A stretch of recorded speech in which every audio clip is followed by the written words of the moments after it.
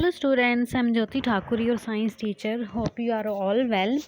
हमने last session में shadows के बारे में पढ़ा था कि शेडो, जिसको हम हिंदी में परछाई भी बोलते हैं, तो वो बनती कैसे हैं।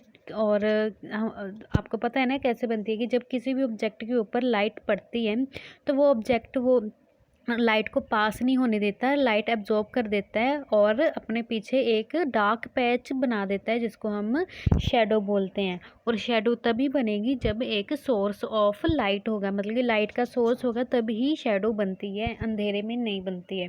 तो फैक्टर्स कौन कौन से हैं जो शेडो की साइज़ को अफेक्ट करते हैं कि शेडो की साइज़ है बड़ी होगी या छोटी होगी, ये कैसे पता लगता है, आज हम वो पढ़ेंगे। ठीक है, तो फर्स्ट ये है कि जो shadow of size depend upon the distance of source of light and object. Object और सोर्स ऑफ लाइट के बीच के डिस्टेंस को से ही जो शेडो की है लेंथ डिपेंड होती है। अगर जो लाइट है, अगर ऑब्जेक्ट और सोर्स ऑफ लाइट के बीच का डिस्टेंस बिल्कुल कम है तो शेडो जो होगी वो लार्ज होगी। जो लीड ऐप पे जो मैम है उन्होंने आपको एक एक्टिविटी करके दिखाई थी ना कि अगर ऑब्जेक्ट से जो सोर्स ऑफ लाइट है बिल्कुल नज़दीक है तब जो शेडो बनेगी वो लार्ज बनेगी। अगर सोर्स ऑफ लाइट और ऑब्जेक्ट के बीच में डिस्टेंस बहुत बड़ा है, मतलब कि कुछ ज़्यादा ही डिस्टेंस है, तो जो हमारी शेडो है वो बिल्कुल छोटी बनेगी, या फिर जितना ऑब्जेक्ट है उतनी ही शो होगी।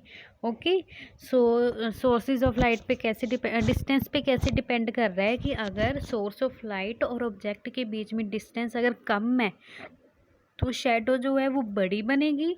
अगर सोर्स ऑफ लाइट और ऑब्जेक्ट के बीच में डिस्टेंस ज़्यादा है तो शेडो जो है हमारी स्मॉलर बनेगी।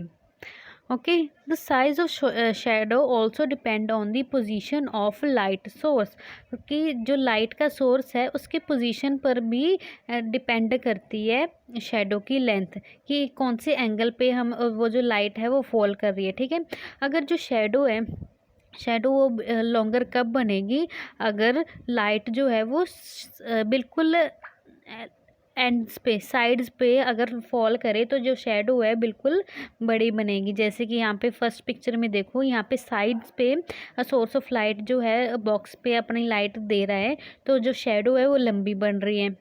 ठीक है, और सेकंड में देखो कि जो पोजीशन चेंज हो गई है, सोर्स ऑफ लाइट की टॉर्च की पोजीशन चेंज हो गई है, तो अगर ऊपर से यहाँ पे ये सोर्स ऑफ लाइट दे रहे हैं तो जो बॉक्स की शेडो बनी है वो छोटी बनी है। तो क्या है कि एंगल के ऊपर भी डिपेंड करता है कि जो शेडो की साइज़ है वो छोटी होगी या लार्ज होगी।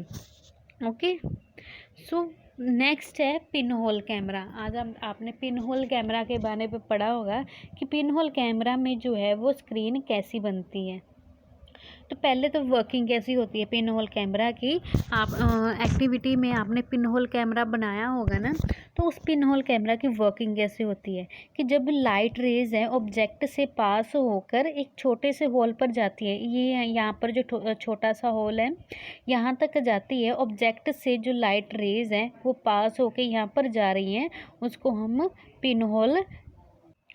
तो ये जो लाइट रेज हैं ये टाइनी होल, जिसको हम पिन होल भी बोलते हैं, यहाँ से पास कर रही हैं, तो वो जो लाइट रेज है वो कन्वर्ज हो जाती हैं और इन्वर्टेड मतलब कि upside down.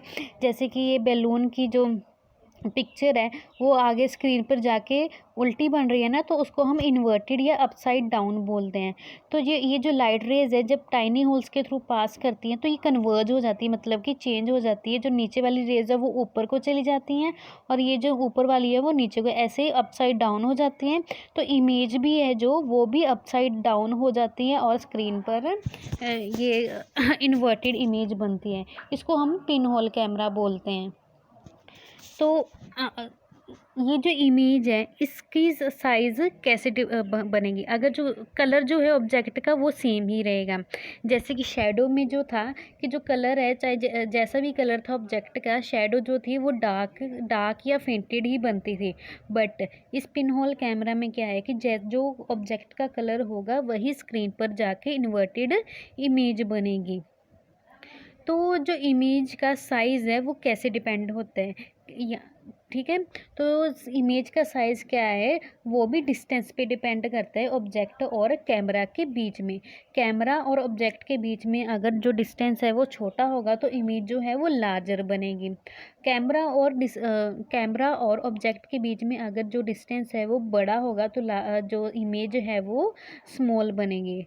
So I hope आपको ये पिन होल कैमरा और फैक्टर्स समझ आए होंगी। अगर आपको कोई भी डाउट है आप मुझे कभी भी पूछ सकते हो। So okay, bye bye.